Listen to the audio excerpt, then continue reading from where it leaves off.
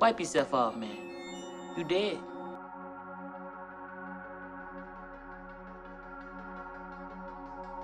Hey dude, what you looking at? Whoa.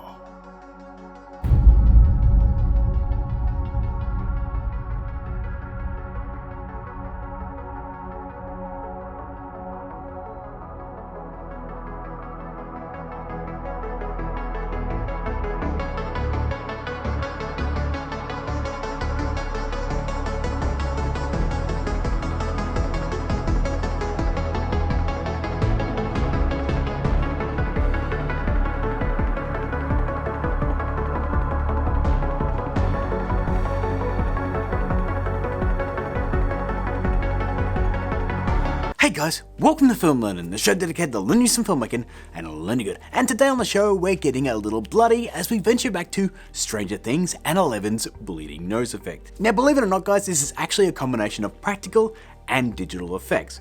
Practical being when I wipe the blood away from my nose, and digital being when the blood's actually coming out of my nose. Now, someone asked in my story why you wouldn't just do this completely as a practical effect. They actually do that on Stranger Things. They have a little squirty bottle full of corn syrup, and Millie Bobby Brown squirts it up her nose, and as she tilts her head down, the blood comes out. Now, the problem with that is you can't always hit your mark, and she can attest to the fact that sometimes it goes down her throat and sometimes it just doesn't come out on time. If you use a digital asset, you can time it to come down whenever you like. So that's what we're doing today. In order to complete this effect, all you need to do is just shoot your actor being relatively still. You don't want them to move their nose too much, and you don't want them to move their mouth too much. So my example rings pretty true. Now, if you'd like to do the whole wiping away the blood effect, you are going to need to go to a party supply store and spend like $3 on some fake blood. Now, all I did to sell that effect was put a little bit of the blood on the back of my fingers here, and as I brought my fingers up to my face, I merely smeared it onto my nose and my lips to make it look like I was wiping the blood away from my nose. Pretty easy, huh? Now again, you also will need some sort of bleeding nose asset, and I actually got mine from the new blood collection over at actionvfx.com, who just so happen to be having a summer sale right now. That's right, at the moment, Action VFX for the entire week has 50% off all of their stock footage. 50% off. You can actually go in and buy this blood asset and complete this thing today if you like. And that 50% off extends to their entire library. So their new blood assets, their new gore assets, their explosions, their fire, their dust elements, their weather elements, just everything. Everything is 50% off for this week only. So if you'd like to head over there and buy some of the best stock footage on the market, just click that link down in the description and tell them Grant sent you. You don't have to do that. It's a referral link. They'll know. So, you got all that? Well, let's get to work, shall we? Okay guys, here we are in After Effects, and our first step is to track our nostril, and I've got a big one, so this is going to be pretty easy. So, let's head up to Effect, Boris Effects, and grab Mocha. Let's open it up like so, and once we're inside Mocha, let's grab the X-Spline tool, draw a mask around the nostril. Done. We can now set the percentage down here to 90% and turn off everything except for translation. And of course, hit that track button. Once that's done, we can hit save and head back onto After Effects. Let's now head up and add a new null object. From there, we're going to collapse down the tracking data, click Create Track Data, make sure our track is selected, hit OK, and from there, we'll set the export data to transform and pair the track with our null object and hit apply. Done. Time to bring in our bleeding nose asset. As I mentioned in the preamble, this is a 2K nosebleed asset from Action VFX, and it's actually a practical effect. So let's drag and drop that into our comp, and from there, let's skip ahead in the timeline until we can see the blood actually pouring out, like so. And now we can adjust the position and scale to match my sizable nostrils. I think 18% is good, and yeah, that looks pretty good. Now, see this part here? We want the nose bleeding to be a reveal naturally, so I'm going to move it up like so the top of my asset is cut off by my nose. That way when it starts to bleed, we don't see this top piece at all, it just drips down out of my nose. And you know what makes it even more convincing? If you said a mask, you are correct. So let's grab the pen tool and draw a mask around my nostril, nice and detailed like. Done. We'll then collapse down the mask settings and set it to subtract. And of course, hit F, and I'm going to feather this out around 8 pixels. Okay, now all that's left to do is to parent the blood to our null object and check out a preview.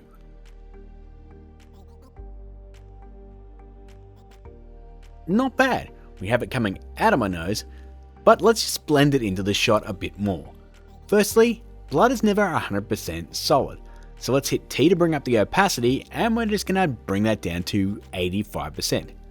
Done. Next, well, when blood hits the face, it doesn't drop down in a straight line. The topology and details in your skin interfere with it, so let's give this blood a nudge. We'll head to Effect, Distort and grab Liquefy. Let's grab the warp tool and maybe size it up a little, and we're just going to nudge the blood in a few places to better follow my face ridges. That's pretty good. If I turn it on and off, you can see the difference. From there, and this is important, this is a 2K file shrunk down to 18%, which means it is now super duper sharp. Let's knock that on the head and head to Blur and Sharpen and add a camera lens blur. Nice! On the default settings, that has softened the blood just enough that it's, convincing in the shot. Next, and this is a bit weird, but stick with me, I'm going to head to Perspective and grab a drop shadow. Now, all I'm going to do here is just knock the opacity back to 45%, set the distance to 16, tilt it downwards like so, and then I'm going to set the softness to 81. If I turn this on and off, you can see that it offers almost a very soft vignette around the blood to better sell that it's having an impact on the skin. It doesn't really look like a shadow, but it's just adding some shading around the blood to just make it look like it's there. Now lastly, and not least by a long shot, color correction.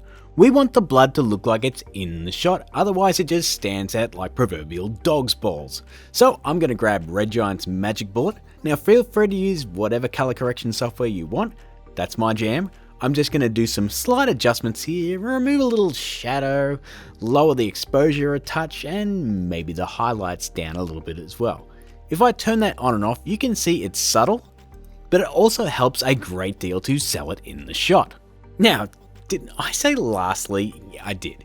What I meant was, this is the last step. We're going to add an almost invisible adjustment, a nostril shadow. This will sell the idea that the blood is coming from inside the nostril, having a slight shadow cast on the blood just at the very top. Now to do this, we're going to pre-compose the blood layer, we're going to set it to leave attributes in the new comp, and call it Who Knows? Because, yeah, let's just hit OK. Then let's grab an adjustment layer. We'll then grab the pen tool and draw a rough mask around where you have an idea where the nostril was. Here's OK. We'll then add a brightness and contrast and bust down the brightness until we see a definite difference between the colours. That looks pretty good. We can then skip back to our final layer and see if we got the shadow right, because it's going to look horrible. That could go up a little bit. Better. Let's then hit F on the adjustment layer and slam that to around 45 pixels to really soften that.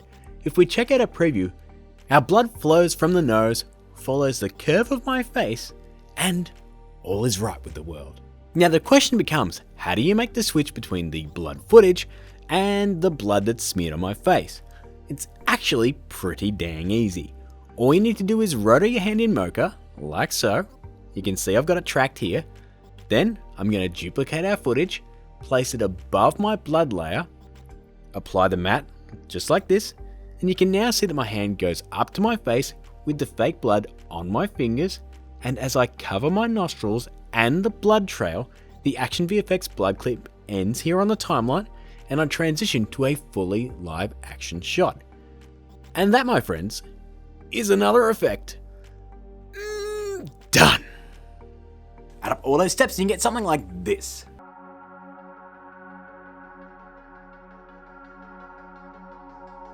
Hey dude, what you looking at? Whoa.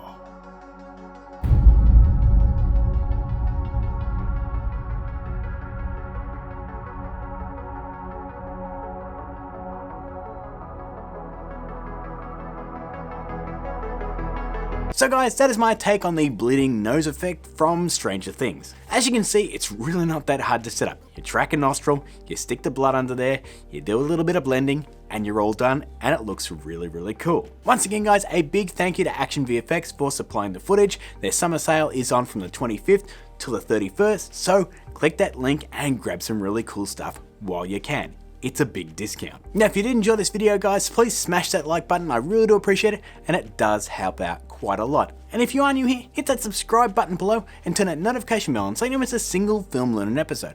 I've got 2 episodes right over here, and there's probably a playlist there that has our nearly 300 episodes on it. There's a lot of them.